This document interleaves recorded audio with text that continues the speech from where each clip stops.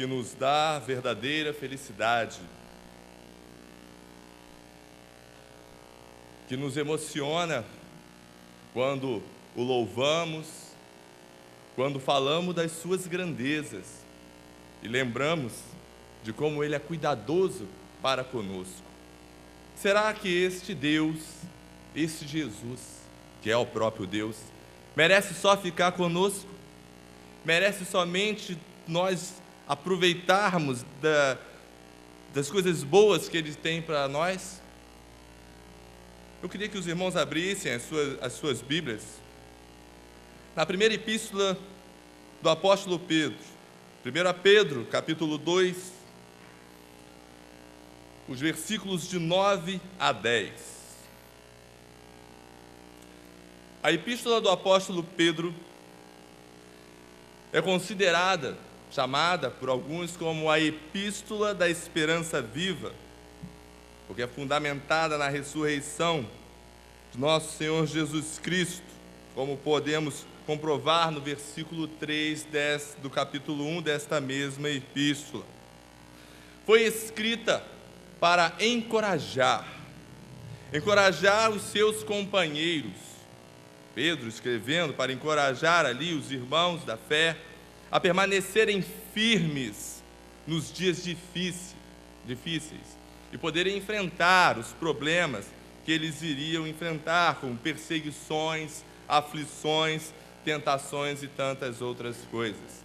E, obviamente, isso vale para nós também.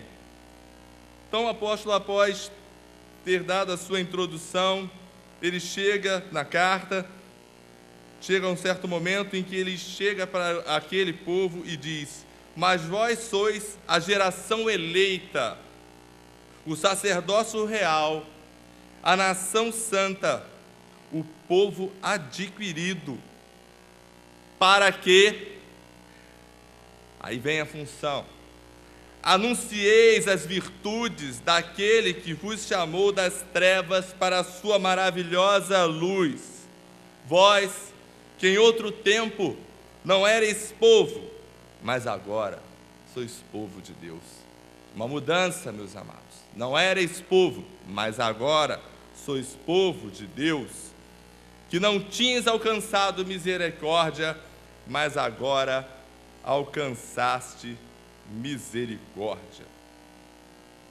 Amados, o tema da pregação desta noite é missões, tarefa de todos, alegria de muitos. E o que vem a ser missões? Amigos que nos ouvem, nos escutam, talvez não entendam isso. Missões, em nosso meio aqui, são iniciativas religiosas destinadas a propagar a palavra de Deus àqueles povos, aquelas pessoas que ainda não tiveram este conhecimento da palavra de Deus. Missões muitas vezes começam dentro de nossa própria casa, até mesmo em nosso leito com o nosso cônjuge que ainda não é convertido. E a campanha de missões, ela é muito oportuna, porque ela nos dá a oportunidade de relembrarmos, de avivar em nossas mentes a necessidade da pregação do Evangelho, de realmente levar a palavra de Deus àquele que ainda não teve este conhecimento. Portanto, missões, ela tem que ser eterna. Missões não pode apenas ficar reduzida ao período da campanha de missões. Temos missões mundiais, normalmente no início do ano, na nossa denominação, e nesta época missões nacionais. Mas não deve apenas se resumir a esta época. Missões é algo eterno, é todo o momento. Por que a igreja existe? Ah, pastor, a igreja existe para que a gente possa se reunir no domingo, ver os irmãos, mas essa não é a principal função da igreja, e tenho certeza que os irmãos sabem disso. Quando pensamos no porquê, no motivo da existência da igreja, logo nos vem a segunda parte das palavras de Pedro, aqui no versículo 9, que diz: Mas vós sois a geração eleita, sacerdócio real, a nação, o povo adquirido, para que, ou algumas traduções traz a fim de que, ou seja, significa finalidade, objetivo, e para quê? Para que anuncieis as virtudes, ou a fim de proclamardes as virtudes daqueles que vos chamou das trevas para a sua maravilhosa luz. Ou seja, a igreja ela tem um objetivo. Ela existe com o objetivo de anunciar a palavra de Deus, as virtudes, que são as excelências do Senhor. Refere-se aí não ao caráter somente de Deus, mas também aos seus feitos e aos seus prodígios. E é preciso que nós estejamos conscientes disso. Deus nos salvou e nos envia para que nós possamos também levar esta palavra de salvação a outras pessoas, porque Ele deseja, claro, a salvação de muitos. E nós precisamos ser o agente. Cabe a nós levar este convite. E é um privilégio sermos mensageiros de Deus. E como nós podemos ler lá em Mateus, capítulo 28, versículos 18 a 19, que diz o seguinte: e chegando Jesus falou-lhes, falando aos discípulos, dizendo: é-me dado todo o poder no céu e na terra. Portanto, uma ordem do Senhor Jesus: ide, ensinai todas as nações, batizando-as em nome do Pai, do Filho e do Espírito Santo. Uma ordem do Senhor Jesus, uma ordem dele, levar a palavra de Deus. E quando pensamos em semear a palavra de Deus, meus amados, nós precisamos começar a pensar na pessoa do Senhor Jesus Cristo, no exemplo que Ele é, não que Ele foi, que Ele é para cada um de nós. Jesus, Ele deixou o céu, Ele veio ao mundo, estava no plano de Deus, andou por caminhos, valados, aldeias, cidades, anunciando a palavra de Deus, pregando a boa nova de salvação, ensinando os seus discípulos, fazendo, discipulando, mostrou-lhes o mundo, mostrou a sua palavra, suas necessidades, e dizendo sempre: os campos, meus queridos, estão brancos para a ceifa. Ou seja, não há tempo a perder. Os campos estão brancos para a ceifa aí fora. Não há tempo a perder. Nós precisamos anunciar a palavra de Deus. Enviou-os 2 a 2. Foi uma experiência ótima, proveitosa, maravilhosa. A parábola lá do semeador, que os irmãos têm conhecimento, ensina-nos que os corações, eles não são iguais. Ah, pastor, mas é muito difícil, eu falo para fulano, mas o Senhor disse que não são iguais os corações. A pessoa não aceita. Os corações não são iguais, meus amados, e o Senhor deixou isso. Alguns estão prontos, vão receber de bom grado, mas outros o trabalho vai ser mais árduo, porque são insensíveis, têm os seus achismos. Outros têm pedras e espinhos. Jesus não disse que toda evangelização, pessoa que você chegasse perto seria fácil, iria se converter. São corações diferentes, Ele deixou este exemplo. Mas a semente deve ser semeada, e a semente é a palavra de Deus. Quanto tempo você tem perdido em evangelizar? Quantas pessoas você tem falado de Jesus durante a semana? Você tem aproveitado todas as oportunidades? Eu tenho aproveitado todas as oportunidades, porque isso vale para o pastor também. Quanto tempo nós temos gasto e não aproveitado a oportunidade de falar de Jesus? Trabalho de missões, que nós sabemos que não apenas está referindo-se às campanhas, mas o trabalho de missões, que começa com cada um de nós, é um trabalho que exige pessoas que amem em cumprir os mandamentos de Deus. A pessoa tem que realmente amar, pois não é um trabalho fácil à luz da ótica humana. Não é um trabalho fácil. Imagine, meus amados, como estão os nossos irmãos em países que não deixam pregar o Evangelho. É fácil, irmãos? Não é fácil, não. Sob a ótica humana, não é fácil. Mas quando olhamos este trabalho semelhante a Jesus, quando olhamos este trabalho semelhante a Jesus, com amor, movidos de compaixão pelas almas que estão caminhando para a perdição, esse trabalho que nasceu lá no coração de Deus, quando olhamos desta forma, ele se torna prazeroso, apesar das muitas dificuldades que nós possamos enfrentar, inclusive com a perda da própria vida. Mas precisamos olhar com os olhos de Jesus. Não podemos olhar sob a nossa ótica, porque senão nós não vamos nos campos e não vamos querer nos indispor ou falar. É claro que tem que haver sabedoria para pregar o Evangelho, mas nós precisamos falar do Senhor Jesus. Jesus deixou uma mensagem à igreja primitiva, e que vale para nós também, um versículo muito conhecido dos irmãos, mas que resume bem o que ele quer. Atos 1:8, que diz: mas recebereis a virtude do Espírito Santo que há de vir sobre vós, e ser-me-eis testemunha tanto em Jerusalém, como em toda a Judéia e Samária e até os confins da terra. Jesus deixa a tarefa, ordem dele: ser-me-eis testemunhas. O campo, todos os lugares, até os confins da terra. E a condição indispensável para que nós possamos realizar essa tarefa: recebereis a virtude do Espírito Santo. Então, o que está faltando? A ordem foi dada. O local, ele disse onde tem que ser. A capacitação, ele falou: eu dou. Falta o quê? Falta nós irmos. Falta realmente nós abrirmos a nossa boca e falarmos do Senhor Jesus, isto a tempo e fora de tempo.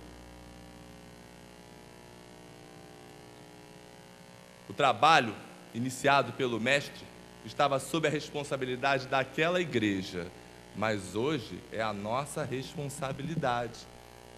É a nossa responsabilidade, meus queridos. Pregar o Evangelho sempre foi e será a tarefa suprema da igreja. Precisamos anunciar o Senhor Jesus. A igreja realmente que não tem esta visão, que acha que isso é alguma coisa secundária, eu me atrevo a dizer que ela pode fechar as suas portas, porque ela tem que sair e pregar a palavra de Deus, e não ficar enclausurada dentro das suas quatro paredes de alvenaria. Porque a igreja somos nós, cada um de nós, e precisamos falar. Deus fala através da igreja, a nossa responsabilidade é pregar o Evangelho, e o Senhor vai cobrar isso de cada um de nós. Lá no profeta Ezequiel 3, 17 a 19, diz o seguinte: filho do homem, eu te dei por atalaia sobre a casa de Israel, e tu da minha boca ouvirás a palavra, e o avisarás da minha parte. Ouvir a palavra e ter que avisar. Quando eu disser ao ímpio, certamente morrerás, não avisando tu, que tem conhecimento da palavra, e não avisa. Não falando para avisar o ímpio acerca do seu caminho ímpio para salvar a sua vida, aquele ímpio morrerá na sua maldade, mas o seu sangue da tua mão requererei. O seu sangue da tua mão requererei. Palavras de Deus estão aqui registradas na sua palavra. O Senhor cobrará isso. Toda oportunidade que nós estamos perdendo, a começar por mim, cada um de nós, eu tenho aproveitado as oportunidades? Tenho aproveitado todas as oportunidades?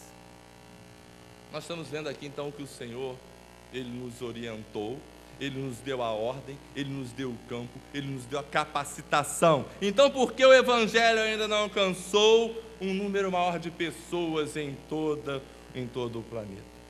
Por que será? Por que será?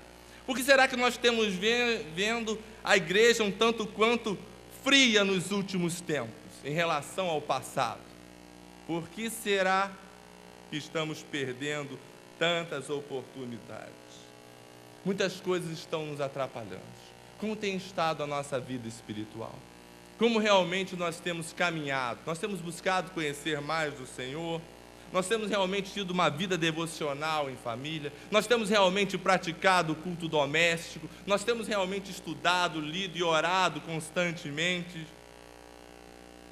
Temos buscado crescer em santidade diante do Senhor?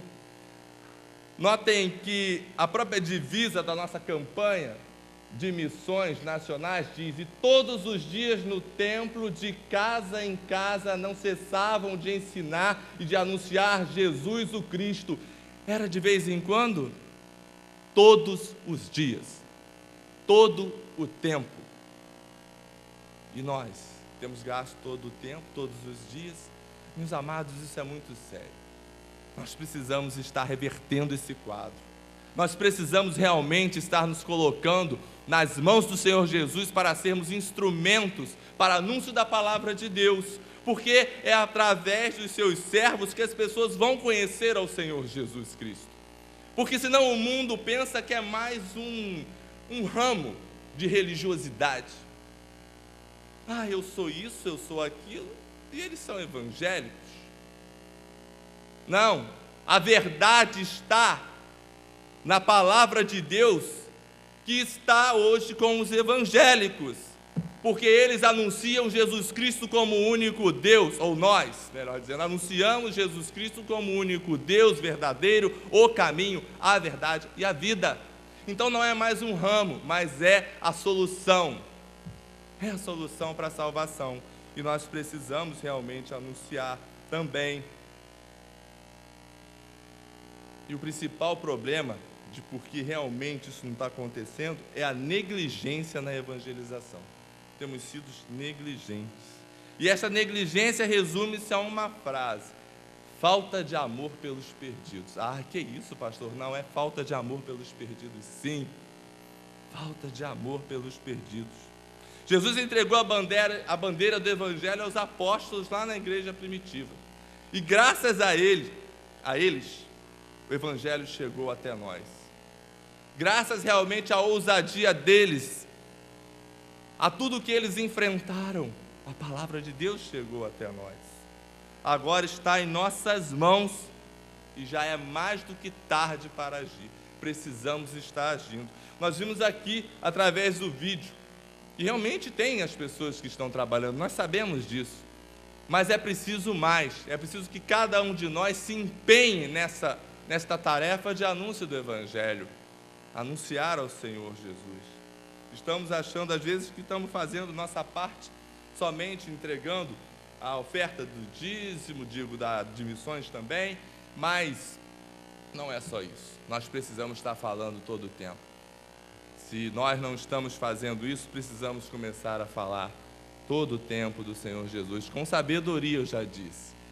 É preciso ter sabedoria também. E por que eu falo isso, eu preciso ter sabedoria? Porque você às vezes está no seu ambiente de trabalho e você tem a sua função ali. Você não vai ser aquela pessoa inconveniente, mas você pode ter a oportunidade de falar do Senhor Jesus.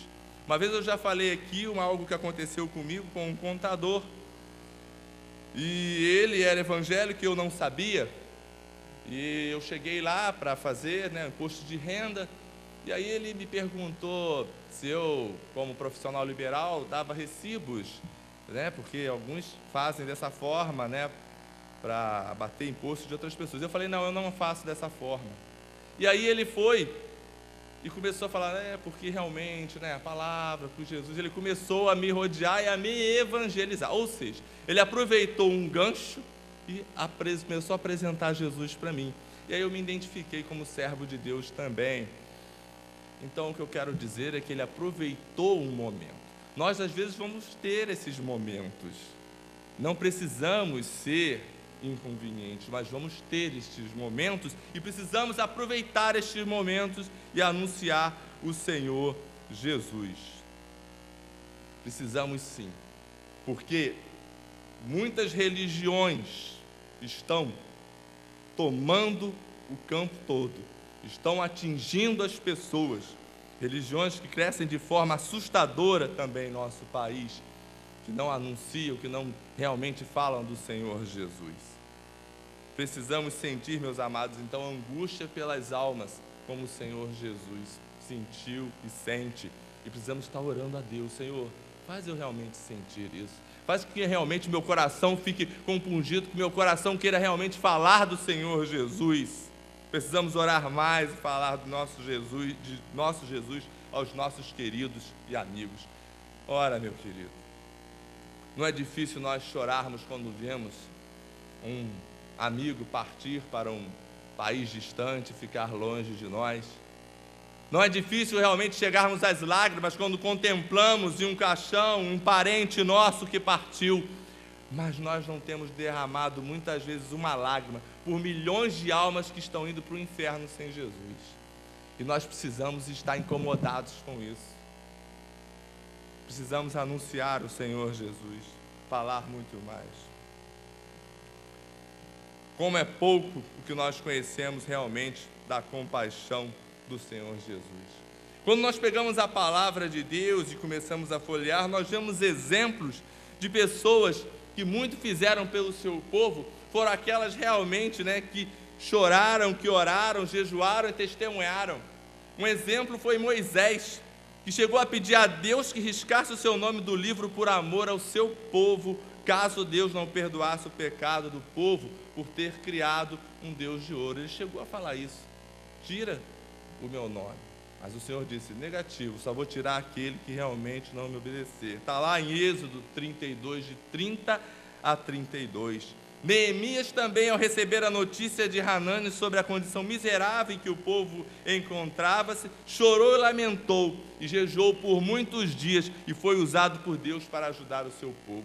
São dois exemplos só que eu cito, e tem outros vários também na palavra de Deus, de pessoas que realmente sentiam mesmo e estavam preocupadas.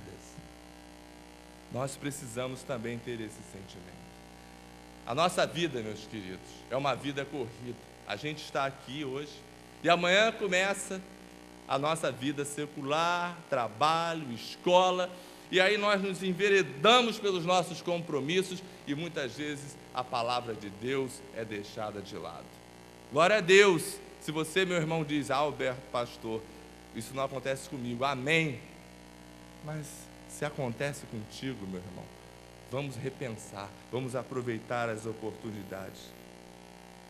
Se queremos que muitos se salvem, precisamos ter realmente compaixão pelos perdidos. Precisamos orar para que Jesus nos ajude a despertar esta compaixão dentro de nós, para que o Evangelho chegue às pessoas e que esses corações também venham a se converter. Quem ama ora, e quem ora testemunha do Senhor Jesus, pois missões é uma obra totalmente de amor. Totalmente de amor. Precisamos então, queridos, semear com abundância. Somente semeando, falando do Senhor Jesus, vamos ter pessoas que aceitem ao Senhor Jesus, porque nós sabemos que quem convence é o Espírito Santo de Deus. Mas é preciso que nós venhamos a falar. A fé vem pelo ouvir e ouvir a palavra de Deus. Os campos estão brancos para a ceifa e o Senhor diz: a quem enviarei? A quem enviarei? Eu tenho muitos compromissos. Buscai o reino de Deus e a sua justiça em primeiro lugar. É preciso então, meus amados, que nós tenhamos isso sempre em mente, porque assim é missões. Pregar o Evangelho a todo o tempo. Concluindo, quem não se esforça para ganhar almas está desobedecendo ao Senhor. Faça de seu trabalho, estudo e lazer uma ponte evangelística para que você leve a palavra àquele que ainda não tem. A alegria de Deus é receber um pecador que se arrepende. Então, nosso estilo de vida, ele precisa ser um estilo missionário todo o tempo. Não estamos aqui por acaso. Como o pastor Delci fala, estamos na bolha da história. Desde lá do início. Continua hoje conosco. Nós somos a igreja. Nossa missão é de atalaias, de anunciar a palavra. Precisamos avisar o mundo acerca do caminho ímpio. Precisamos avisar, meus amados, o mundo acerca do caminho ímpio. No mundo antigo, o atalaia, ele quando não conseguia realmente cumprir a sua missão, ele pagava com a própria vida. Assim, o sangue de muitos será requerido de nossas mãos se nós não cumprirmos, porque nós vimos aqui, está na sua palavra. O Senhor cobrará de cada um de nós. Vamos fazer missões. Vamos realmente amar o próximo com todo o nosso coração. Vamos frutificar. Limpe o seu coração através da confissão. Limpemos o nosso coração através da confissão. Deixemos realmente o pecado, aquilo que não agrada a Deus, e o Senhor nos fará frutífero. O Senhor realmente nos fará um agente frutífero. Ele é bom e sua misericórdia dura para sempre. Amém, meus amados.